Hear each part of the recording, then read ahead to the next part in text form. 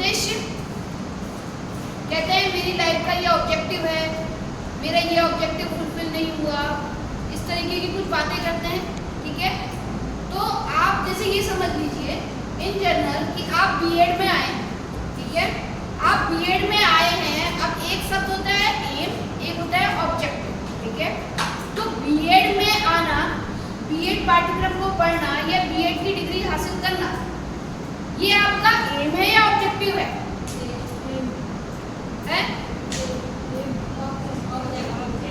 Objective है। M क्यों नहीं है? एम टीचर बन।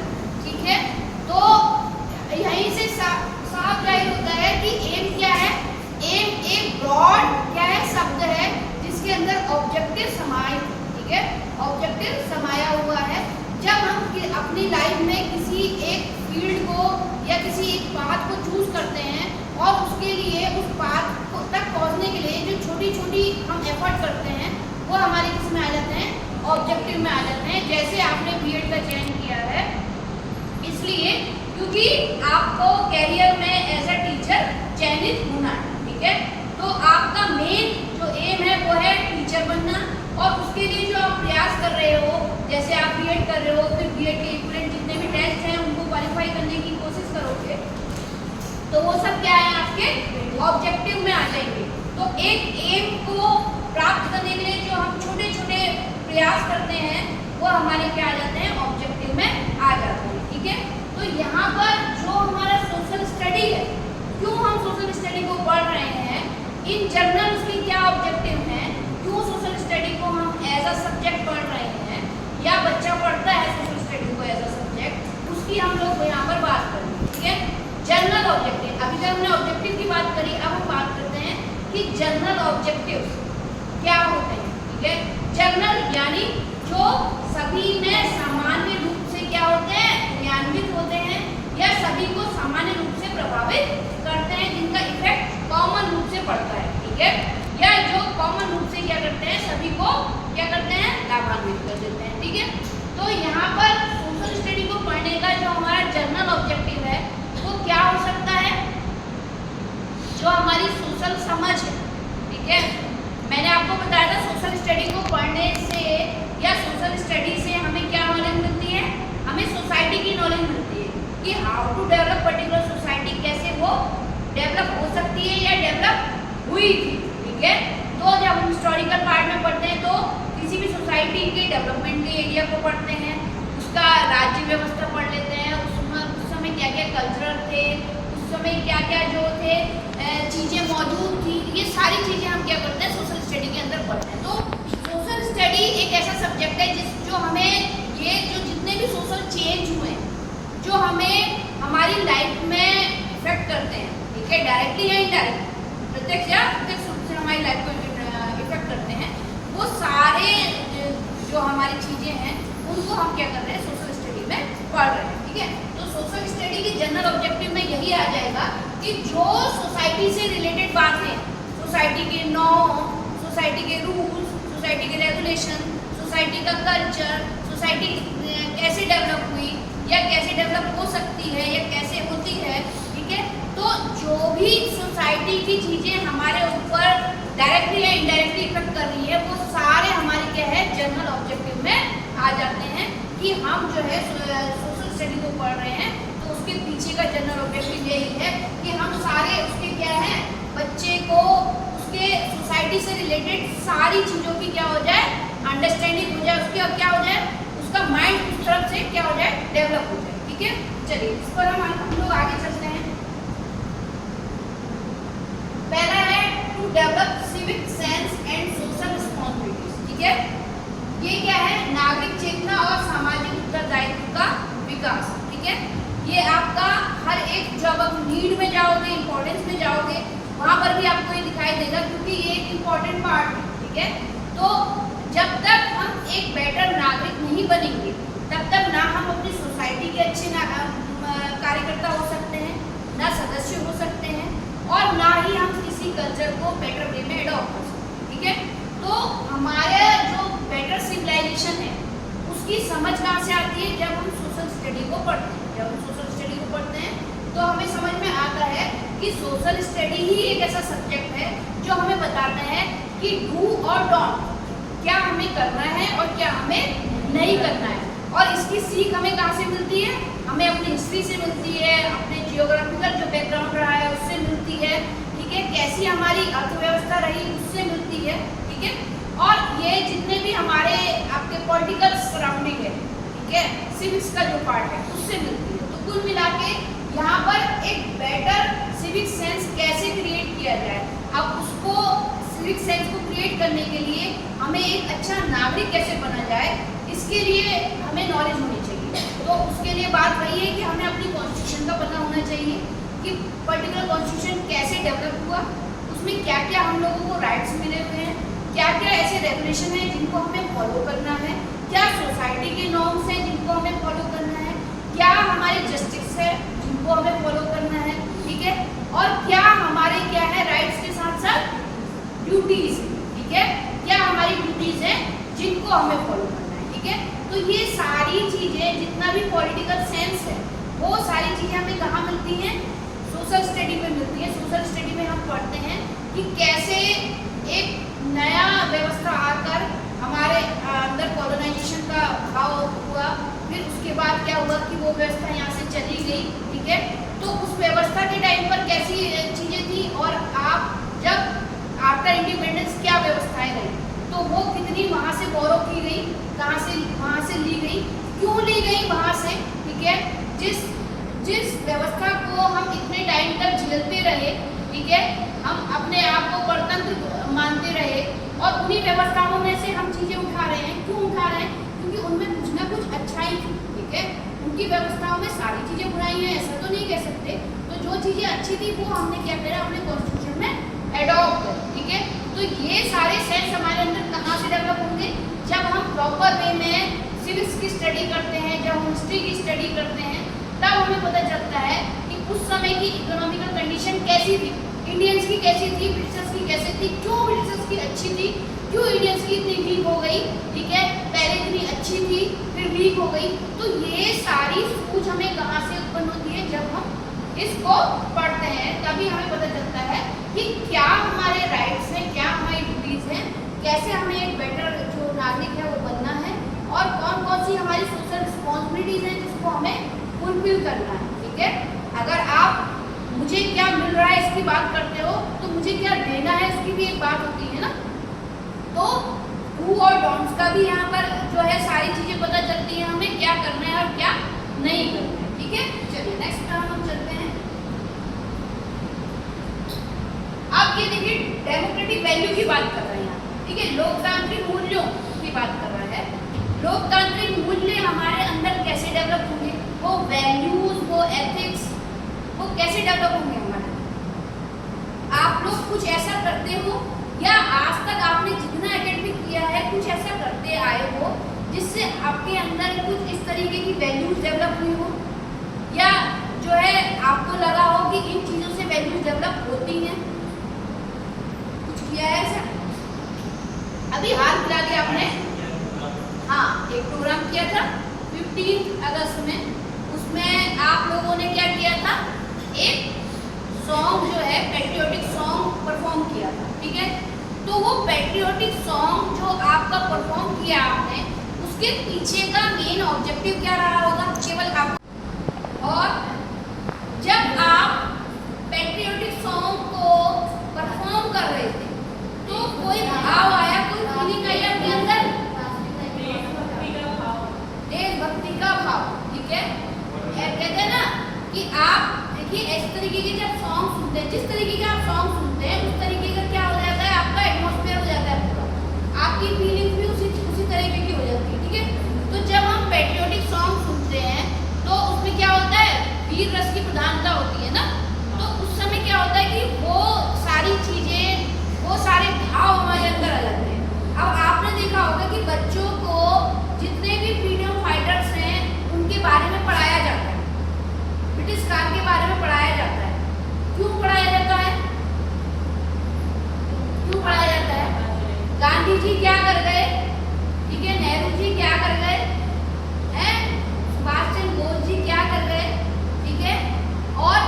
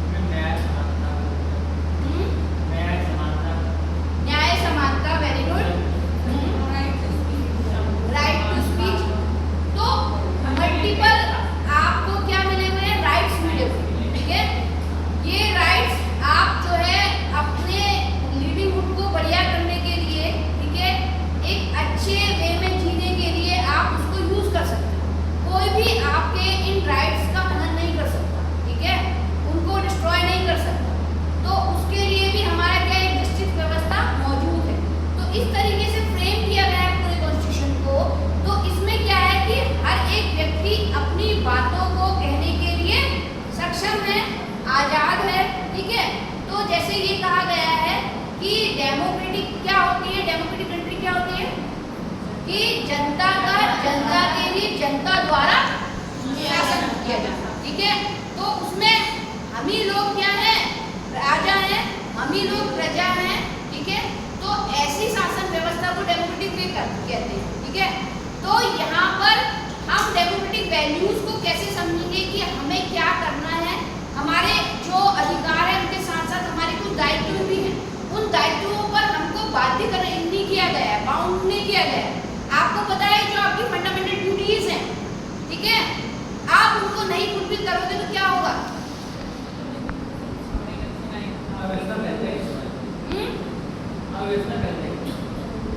कोई मैं बोल रही हूँ अव्यवस्था तो फैल जाएगी, लेकिन क्या उसके लिए आपको कोई दंड निश्चित किया गया है? किया गया है? नहीं किया गया, ठीक है। ना, ठीक है। तो वो हमारे क्या है, अपने ओन डिसीजन है कि हम उन ड्यूटीज को फुलफिल करते हैं या नहीं करते हैं। लेकिन क्या है कि हमारे अंदर डेमोक्रेटिक वैल्यूज होंगी तो हम उन ड्यूटीज को प्रॉपर वे में फुलफिल कर पाएंगे। और वो वैल्यूज जनरेट कहाँ से होंगी? जब हम इतनी पास्ट हिस्ट्री को पढ़ते हैं कि इतनी सारी चीजें हुई, तब जाके हमें एक ऐसी बढ़िया लाइफ मिली है जिसमें हम हर एक चीज कर सकते हैं, सब चीज की भी है, ठीक है। और हमें राइट्स भी मिले हुए हैं ऊपर से। तो ये वैल्यूज ही हमारे अंदर ये भाव उत्पन्न करती हैं कि हमें उन ड्यूटीज को भी फुलफिल करना चाहिए, ठीक है। तो वैल्यूज एक शब्द है, उनके लिए किसी भी न्याय व्यवस्था के द्वारा दंड का प्रावधान नहीं है। आपकी वैल्यूज है, आप बड़ों का आदर करते हो, नहीं करते हो तो उसके लिए क्या कोई तुम्हें जेल में डाल देता है? नहीं डाल देता। तो ये आपकी क्या है, अपनी वैल्यूज है, ठीक है। तो इसीलिए ये डेमोक्रेटिक वैल्यूज, ये सारी चीजें, ये हमारा समानता का भाव, ये हमारे एक साथ मिलजुल कर चलने का भाव, ये हमें कहाँ से उत्पन्न होता है? हमें सोशल स्टडी से पता चलता है। जब हम सोशल स्टडी के अंदर सारे जो डायमेंशन है उनको पढ़ते हैं, उनको समझते हैं, एक अंडरस्टैंडिंग लेवल डेवलप होता है और एक क्रिटिकल थिंकिंग डेवलप होती है कि हमारे क्या वैल्यूज हमको मिली हुई हैं, उस वैल्यूज के अकॉर्डिंग हमको क्या करना चाहिए, ठीक है। चलिए नेक्स्ट पे हम आते हैं। To understand social and cultural heritage, ठीक है, सांस्कृतिक विरासत की समझ। अब मैं फिर वही क्वेश्चन पूछूंगी, ये कहाँ पर है? Fundamental rights, fundamental duties, fundamental duties कौन सी? 11, ठीक है।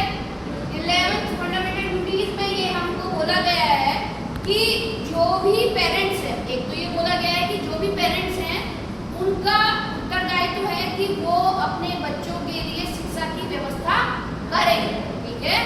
तो एक तो ये बोला गया है कि देखो राइट टू एजुकेशन तो है, शिक्षा प्राप्त करने का अधिकार तो है, लेकिन पेरेंट्स जब स्कूल जाने देंगे, उनको वो अवसर देंगे, तभी तो बच्चा एजुकेशन ले पाएगा, ठीक है। तो इसीलिए जो हमारा राइट है उसी को फंडामेंटल ड्यूटीज में कन्वर्ट कर दिया गया कि पेरेंट्स का ये ड्यूटी है कि वो बच्चे को ये माहौल दे, ये इन्वायरमेंट दे, ये व्यवस्था करे कि वो स्कूल तक पहुँचे, शिक्षा ले, ठीक है। आपने देखा होगा चाइल्ड लेबर है, चाइल्ड लेबर ना कराएंगे, ठीक है ना। तो यहाँ पर जो आपके सोशल हेरिटेज है, उनकी रख रखाव, उनको जो है उनकी देखभाल, ये भी हमारी फंडामेंटल ड्यूटीज में शामिल है, ठीक है। जैसे आपने देखा होगा कि ताजमहल बहुत पॉल्यूटेड हो गया था, तो वो पूरा क्या हो गया था, येलोइश हो गया था, ठीक है। तो उसके लिए क्या किया, गवर्नमेंट ने बहुत सारी स्कीम चलाई, पॉलिसीज चलाई, अभियान चलाए, ठीक है। उन अभियान को, उन पॉलिसीज को फुलफिल करने का दायित्व किसका है? भाई हम ही लोगों का तो है। हम फॉलो नहीं करेंगे तो गवर्नमेंट कितनी भी पॉलिसीज बना ले, कितने भी अभियान चला ले, क्या वो बेटर वे में परफॉर्म हो पाएंगे? नहीं हो पाएंगे, ठीक है। तो इसीलिए क्या है कि जो भी हमारे ये हेरिटेज का रख रखाव करने का बेनिफिट क्या है, क्यों कर रहे हैं हम ताजमहल की इतने सालों से देखभाल?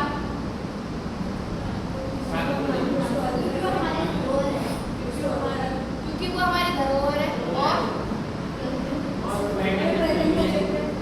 जो हमारी धरोहर है उससे हमारी पहचान है कि नहीं है? टूरिज्म भी है। देखो, आप अगर वैल्यूज के लेवल पर लोगे तो हमारे लिए क्या है कि हमारे लिए एक बहुत गर्व की बात है कि हमारे जो इमारतें हैं, ऐतिहासिक इमारतें हैं, वो विदेश में भी क्या है, प्रख्यात हैं। विदेश में भी उन क्या है, फेमस है। ठीक है, उनको भी क्या किया गया है, रखा गया है रिकॉर्ड्स में। तो ये सारी चीजें, ये सारी वैल्यूज हमारे अंदर तभी डेवलप होंगी जब हमें पता होगा कि हमारे कल्चर, अब आप देख लो कि कल्चर जो है ट्रांसफर होता है, कहते हैं ना, एक पीढ़ी से दूसरी पीढ़ी में ट्रांसफर होता है कल्चर। तो एक पीढ़ी से दूसरी पीढ़ी में कल्चर जो ट्रांसफर होता है वो किस टाइप का कल्चर ट्रांसफर होता है? पहले पर्दा प्रथा थी, सती प्रथा थी, वो ट्रांसफर हुई नहीं हुई ना? क्यों नहीं हुई?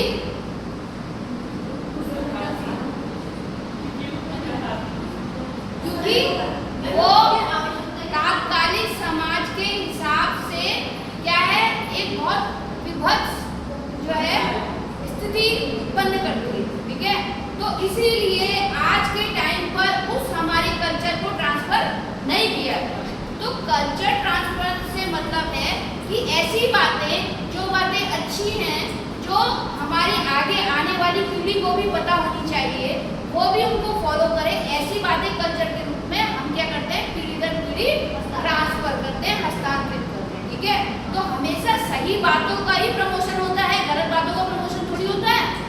ठीक है, तो यहाँ पर भी यही है कि जो हमारे कल्चर हेरिटेज हैं उनकी देखभाल, उनका रख रखाव, ये हमारी फंडामेंटल ड्यूटीज में है। और ये हमारी फंडामेंटल ड्यूटीज को फुलफिल करने के लिए जो सोच, जो समझ, जो अंडरस्टैंडिंग हमारे अंदर डेवलप होती है, वो कहाँ से होती है? सोशल स्टडी से। जब हम पढ़ते हैं कि ये इमारतें बनने में इतने एफर्ट किए गए, जब हम उनको देखते हैं कि उनका एफर्ट जो है इतना ज़्यादा है, उस समय कुछ भी इतने साधन मौजूद नहीं थे, फिर भी इतनी बढ़िया इमारत बनाई गई जो आज भी मौजूद है। ठीक है, तो उनके रख रखाव की, क्योंकि वो हमारे देश को गौरवान्वित करती हैं, हमारे देश को एक पहचान देती है, तो हमारी वैल्यूज में आ जाता है कि हम उनको क्या करें, उनकी रख रखाव में क्या करें, अपना हाथ बढ़ाएं या अपना सहयोग दें। ठीक है, to promote environmental and geographical awareness. ठीक है, इन्वायरमेंटल और जियोग्राफिकल अवेयरनेस के प्रमोशन के लिए बात कर रहे हैं। ठीक है, तो आपका जो पर्यावरणीय इफेक्ट है, अभी आप देख रहे हो कि पहले पर्यावरण कैसा हुआ करता था, आज पर्यावरण की क्या स्थिति। ठीक है, पहले हमारी जियोग्राफी कैसी थी और आज कितने मेजर ड्रास्टिक चेंज हुए हैं जियोग्राफिकल। ठीक है, तो उनका क्या अच्छा इफेक्ट पहुंचा है और क्या बुरा इफेक्ट पहुंचा है, ये सारी चीजें, ये सारी सोच, ये सारी अंडरस्टैंडिंग, ये सारी थिंकिंग कहाँ से डेवलप हुई आपके अंदर?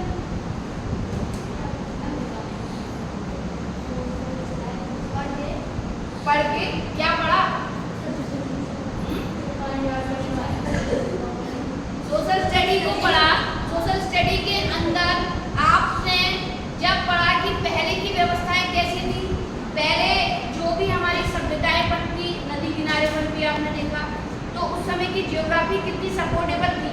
ठीक है, आज जो है हमारी जियोग्राफिकल कंडीशन जो है वो बदलती जा रही है, नए नए इन्वेंशन हो रहे हैं, उनका अच्छा इफेक्ट पहुंच रहा है कि उन इन्वेंशन के तहत हमारी लाइफ क्या हो रही है, लग्जरियस हो जा रही है ना, लग्जरियस, बहुत सारी चीज़ें हम लोगों को अवेलेबल है। ठीक है, लेकिन उसका बैड इफेक्ट भी आप लोग देख रहे होंगे, जितने ये एपिडेमिक्स आ रही हैं या जितने ये आपके भूस्खलन हो रहे हैं। ठीक है, ये सारी चीज़ें क्यों हो रही हैं? क्योंकि हमने प्रकृति के साथ कहीं ना कहीं इस तरीके की छेड़छाड़ की है कि वो प्रकृति हमको क्या कर रही है, एक अपना ध्वंसक रूप दिखा रहा है। ठीक है ना, तो इसीलिए ये कैसे हम अपने जो इन्वायरमेंट है उसको पॉल्यूशन फ्री बना सकते हैं। आप देख रहे हो कि दिल्ली की ये कंडीशन है कि वहाँ पर हर एक दूसरा आदमी क्या है, बीमार, ठीक है ना। कोई भी आदमी जो है कोई ऐसा नहीं है कि जो डिसीज फ्री है, ठीक है। तो उसके लंग्स जो ये सारी चीजें हैं कहीं ना कहीं उसको प्रॉब्लम है। क्यों? क्योंकि पॉल्यूटेड एरिया है, ठीक है, पॉल्यूटेड सिटी है। तो ये पॉल्यूशन क्यों हुआ, इसमें हमारा क्या रोल है, हम कितना अपना जो है दे सकते हैं, वो सारी चीजें हमारे अंदर कैसे डेवलप होंगी जब हम इन सिचुएशन को जानेंगे, इन सिचुएशन को समझेंगे। और इन सिचुएशन को जानने और समझने की जो सूझ उत्पन्न होती है, जो एक अंडरस्टैंडिंग आती है हमारे अंदर, जो एक क्रिटिकल थिंकिंग आती है, वो सारी चीजें तभी आती हैं जब हम इन व्यवस्थाओं को समझते हैं। और इन व्यवस्थाओं को समझने के लिए सोशल स्टडी में जितने भी हमारे एरियाज हैं वो सारे इन व्यवस्थाओं को समझने के लिए एक परफेक्ट माध्यम है, ठीक है।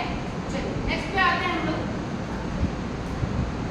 To develop critical and reflective thinking, एक वर्ड है क्रिटिकल और दूसरा है रिफ्लेक्टिव, ठीक है, चिंतनशील और आलोचनात्मक, ठीक है। अब क्रिटिकल थिंकिंग की हम लोगों ने परसों भी बात की थी। क्या होती है क्रिटिकल थिंकिंग? हाँ, जिसमें हम किसी भी चीज के पॉजिटिव और नेगेटिव दोनों एस्पेक्ट पर बात करते हैं, उसके लेवल की अंडरस्टैंडिंग रखते हैं, ठीक है, उसके लेवल की थिंकिंग रखते हैं, ठीक है। तो वो तो हमारी क्या है, क्रिटिकल थिंकिंग में आती है। अब क्रिटिकल थिंकिंग कैसे डेवलप होगी, कब हमारे अंदर उस पर्टिकुलर चीज को लेकर एक क्रिटिकल थिंकिंग डेवलप होगी, जब हम उसके बारे में जानते होंगे, पता होगा, जब हम उसके सारे एस्पेक्ट को जानते होंगे, सारे डायमेंशन को जानते होंगे, जब हमने उसको डेप्थ में समझा होगा, तब हमारे अंदर उस तरीके की थिंकिंग डेवलप हो सकती है, ठीक है। क्योंकि क्रिटिकल थिंकिंग में हम हर एक एस्पेक्ट को देखते हैं। ऐसा नहीं है कि एक तरफ के एस्पेक्ट को देखते हैं, दूसरी तरफ के एस्पेक्ट को नजरअंदाज कर देते हैं। तो बोथ साइड देखते हैं, और बोथ साइड देखने के लिए हमको डेप्थ में स्टडी जरूरी है, तभी हमारी एक बेटर अंडरस्टैंडिंग डेवलप हो, ठीक है। दूसरी बात कहता है ये रिफ्लेक्टिव थिंकिंग, ये क्या है,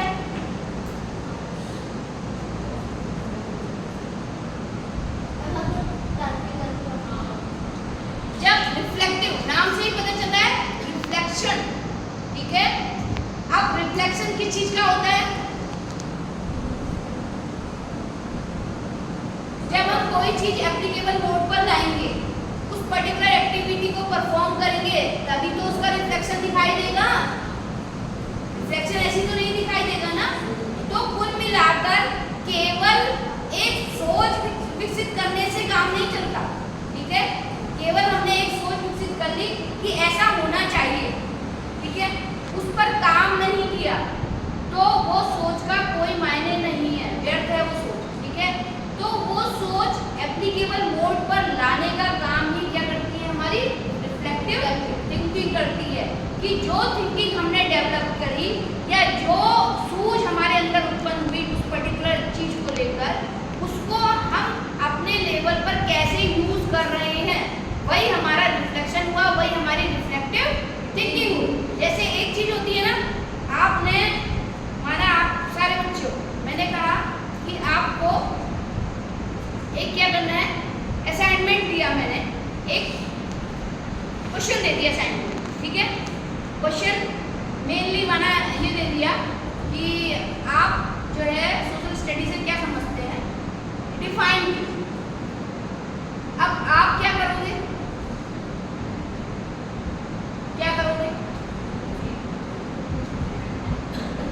आप सिंपल उसका मीनिंग डेफिनेशन खोजोगे, उसको लिख दोगे, यही करोगे, कोई कुछ और करेगा, सब यही करोगे। अभी बता दो कोई कुछ और करेगा तो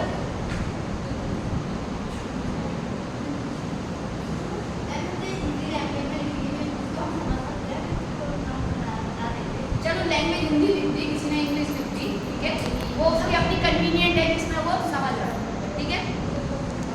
तो आपने एक सामान्य चीज का एक सामान्य उत्तर दे दिया मुझे कि भाई मैं जो है उसको ऐसा कर दूं, ठीक है। आप सब लोग कहते हैं ना भीड़ चाल है, एक तरफ चल रहे हो, एक जैसे चल रहे हो। अब एक कोई बच्चा उनमें से ऐसा होगा जो सोशल स्टडी को स्वयं में समझकर उसे अपने एक्सपीरियंस के तहत, अपने एग्जाम्पल के तहत उसकी डेफिनेशंस को लिखेगा या उसके उत्तर को लिखेगा या उसके मीनिंग को अपने जो मैंने समझा उस वे में लिखेगा। या कोई ऐसा होगा कि जो सोशल स्टडी के मीनिंग को सर्च आउट करेगा, तो उसके लिए मल्टीपल जो चीज़ें हैं, मल्टीपल बेस हैं, उनको एडेप्टेशन में लाकर उसको भी उसमें इन्वॉल्व करेगा, ठीक है। तो क्या है कि ये दिखा रहा है कि जिसकी सोच, क्या कहते हैं ना, अब मैं यहाँ पर रिफ्लेक्टिव और डाइवर्जेंट क्रिटिकल थिंकिंग की बात कर रही हूँ। क्रिटिकल थिंकिंग मतलब कि एक सामान्य सोच से अलग सोचने वाले व्यक्ति की सोच को हम क्रिटिकल थिंकिंग या रिफ्लेक्टिव थिंकिंग में लेते हैं, ठीक है। जो अति प्रतिभाशाली बालक सुना है, जो अति प्रतिभाशाली बालक होता है उसके अंदर क्रिटिकल थिंकिंग, डाइवर्जेंट थिंकिंग होती है। क्यों होती है? क्योंकि वो हर एक चीज को एक नए परसेप्शन के अकॉर्डिंग देखता है, एक नया नजरिया डेवलप करता है उसके लिए, और उसको उसकी चीज को करने का अंदाज भी नया होता है, ठीक है। जैसे सब लोग करेंगे वो वैसे नहीं सोचेगा।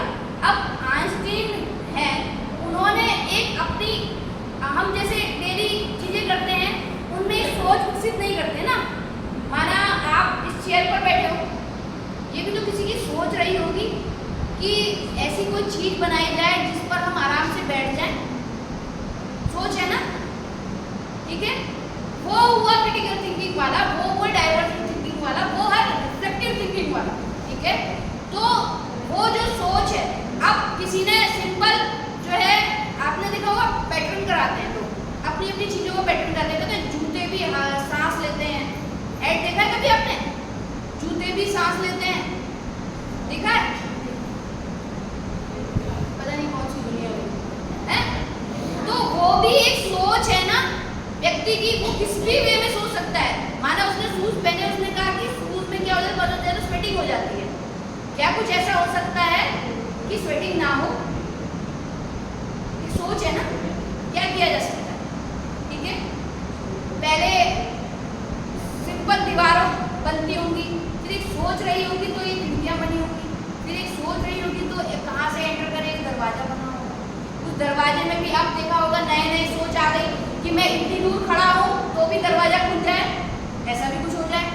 तो ये एक सोच है ये सब। तो ये आम व्यक्ति से अलग हटकर जो सोच है, तभी इन्वेंशन होते हैं। इन्वेंशन ऐसे नहीं होते हैं। जब हम एक सिंपल परिपाटी में चल रहे होते हैं तो वो हमारी थिंकिंग इन्वेंशन लायक नहीं होती, ठीक है। सेब गिरा तो नीचे ही क्यों गिरा, ये भी एक सोच है। आज आप बैठे हुए हो इस चेयर में, चेयर पहले ऐसे बैठने वाली बनी थी सिंपल, फिर उसने कहा मैं हाथ भी रख सकूं तो और भी मजा आ जाएगा, तो ये भी एक सोच है। तो ये चीजें आम आदमी क्या होता है, एक क्या होता है जैसे वो लगाते गत्ता दोनों तरफ, फिर वो बिल्कुल एक दिशा में उसका फोकस रहता है ना।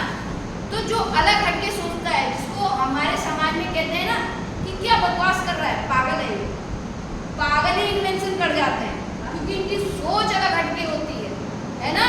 अब उन्होंने कहा जूता भी सांस लेता है, जूता भी सांस ले सके, यानी उसको भी हवा पानी मिले, ठीक है, उसको भी क्या हो, तब स्वेटिंग नहीं होगी। क्या होता है हमारा कि यहाँ पर हमारा पूरा बंद रहता है तो स्वेटिंग होती है ना। तो यही मैं आपको समझाना चाह रही हूँ कि ये रिफ्लेक्टिव थिंकिंग, ये क्रिटिकल थिंकिंग कैसे डेवलप होगी, जब हम डेप्थ जाकर इन सब चीज़ों की स्टडी करेंगे कि क्यों वो समाज डेवलप हुआ, क्या वजह थी वो समाज डेवलप होने की, और उसकी व्यवस्थाएं ऐसी थी, क्या तभी उसका पतन हुआ, क्या और भी कोई कारण थे उसके, ठीक है। हम आज के टाइम पर क्या ऐसा कर सकते हैं। तो ये सारी सोच जो है हमारी किसके थ्रू डेवलप होती है, आपकी सोशल स्टडी के थ्रू डेवलप होती है, ठीक है।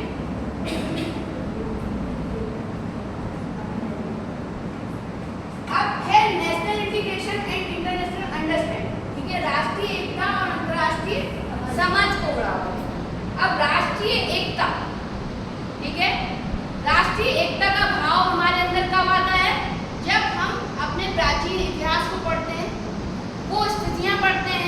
कि जब हमारे पास कोई अधिकार नहीं थे, जब हम एक गुलामों की तरह जी रहे थे, जब हमारे पास जो डेली साधन है वो भी मुहैया नहीं थे, हम अथाह परिश्रम करते थे लेकिन हमें उसका कोई पारितोषिक नहीं मिलता था।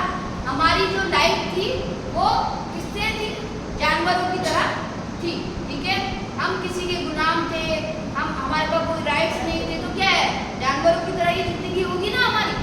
तो वो स्थिति को समझने के लिए, वो स्थिति को समझकर तभी जो जिन्होंने अपने पूरे परिवार को छोड़ दिया, सारी ऐशो आराम को छोड़ दिया, सारी चीजें होते हुए भी वो उस लड़ाई में कूद पड़े। बहुत से ऐसे क्या है, अनसीन हीरो हैं जिनको हम नाम से भी नहीं जानते, उन्होंने सर्वस्व निछावर कर दिया, जिसकी वजह से आज हम इतने बेटर एनवायरनमेंट में सांस ले रहे हैं, हमारे पास सारे राइट्स हैं।